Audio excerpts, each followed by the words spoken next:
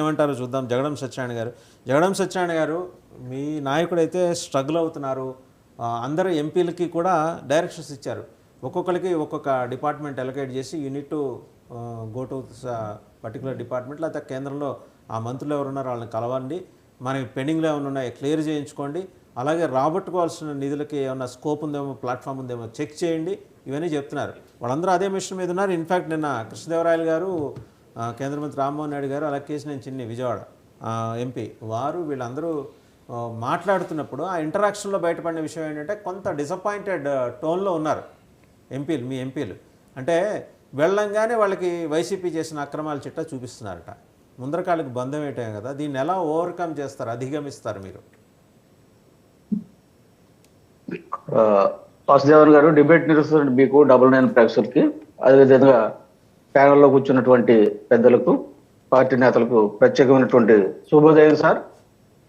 Telugu Desam party అధికారంలోకి వచ్చి 40 రోజులు కూడా కాకుండా వైసీపీ నేతలు చేస్తున్నటువంటి ఆగడాలు ఏవైతే ఉన్నాయో, నాయకుడితో సుద్దా, జగన్మోహన్ రెడ్డి గారి సుద్దా, నిన్న చేసినటువంటి గవర్నర్ ప్రసంగాన్ని చించేసి, లేకపోతే రేపు ఈరోజు ఢిల్లీ వెళ్ళి అక్కడ నేను ధర్నా చేస్తానని చెప్పేసి ఏ విధమైనటువంటి గందరగోళాన్ని, ప్రజాస్వామ్యాన్ని అయోమయంలో పడేయడానికి వైసీపీ ప్రభుత్వానికి చేతకాని తనంగా ప్రతిపక్ష హోదా రాకపోయినప్పటికీ కూడా ఒక ప్రజాస్వామ్యంలో ఒక ఎమ్మెల్యేగా, లేకపోతే రాజకీయ నాయకుడుగా, ఒక రాజకీయ పార్టీ ప్రతినిధిగా చేయాల్సిన పని మానేసి ఆయన చేస్తున్నటువంటి వంకరదారులు ఏవైతే ఉన్నాయో, జగన్మోహన్ రెడ్డి గారి యొక్క అస్పష్టత రాజకీయం, లేకపోతే ఆయన ప్యాక్షనిజం నుంచి వచ్చినటువంటి నైజం ఏదైతే ఉందో ఈరోజు బయటపడుతుంది. ఎక్కడో దిక్కుని ఏదో అలర సృష్టించి ప్రభుత్వాన్ని ఇరుకుని పెట్టి ప్రజా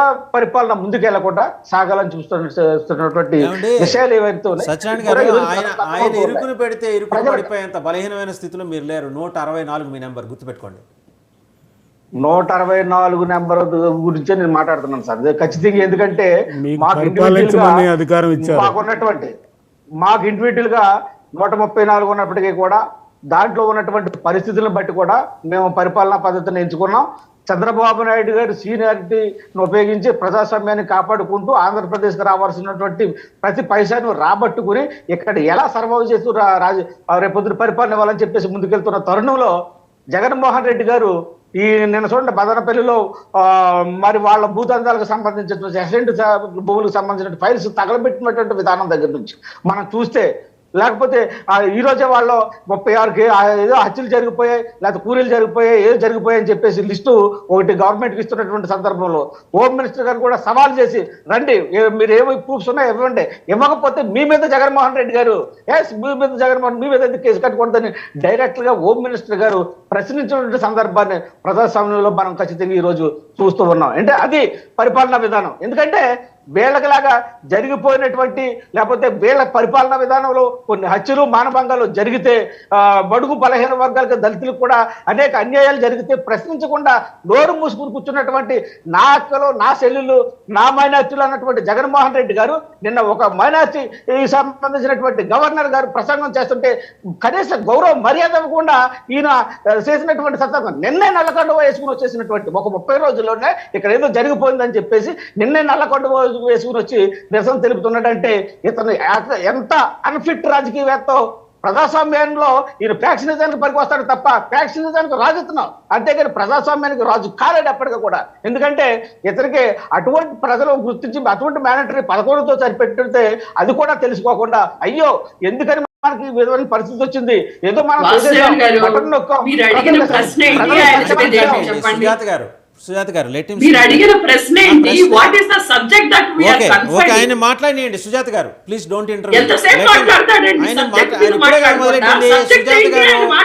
సుజాత గారు ఆయన మాట్లాడియండి. నేను మీ దగ్గరకు వస్తాను, మీరు ఇప్పుడు అప్పుడు మాట్లాడండి. మీకు ఏ సబ్జెక్ట్ కావాలి మేడం చెప్పండి. మీరు క్వశ్చన్ వినలేదా? మీరు వాసుదేవన్ గారు ఏమడిగారంటే నేను క్వశ్చన్ విన్నాను.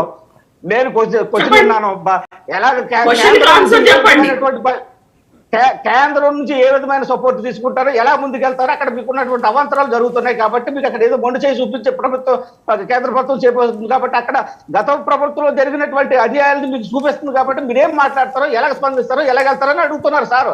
దాని దగ్గరకు వస్తాను. కానీ ఆంధ్రప్రదేశ్ ఢిల్లీ విషయాన్ని చక్కబెట్టే ముందు ఆంధ్రప్రదేశ్ ఉన్నటువంటి పాలిటిక్స్ ప్రజలకు చెప్పకపోతే ఎలాగా? జగన్మోహన్ రెడ్డి చేసినటువంటి దుర్మార్గమైనటువంటి పరిపాలన 30 రోజులు అసెంబ్లీలో ఆయన శిక్షించుకున్నటువంటి పరిస్థితి ప్రజలకు చెప్పొద్దా?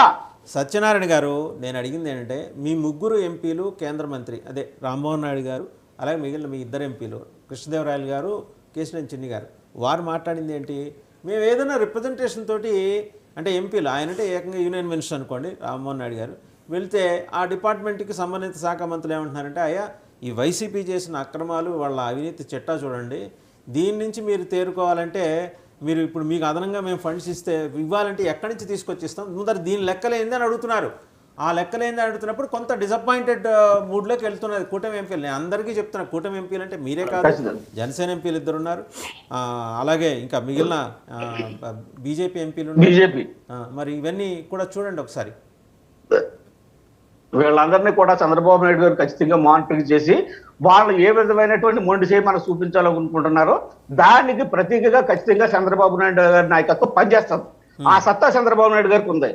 చంద్రబాబు నాయుడు గారిని ఇరుకుని పెట్టే పరిస్థితులు పోయాయి ఈ రోజులో ఆంధ్రప్రదేశ్. ఎందుకంటే జగన్మోహన్ రెడ్డి గారిని అటు ఇటు డ్రామా ఆడించినటువంటి విధానానికి ఈ రోజు స్వస్తి పలికింది ఆంధ్రప్రదేశ్ ప్రజాస్వామ్యం. ఆంధ్రప్రదేశ్ కూటమి ఆ విధంగా ముందుకు వచ్చింది. మీ దగ్గరకు వస్తాను. జనసేన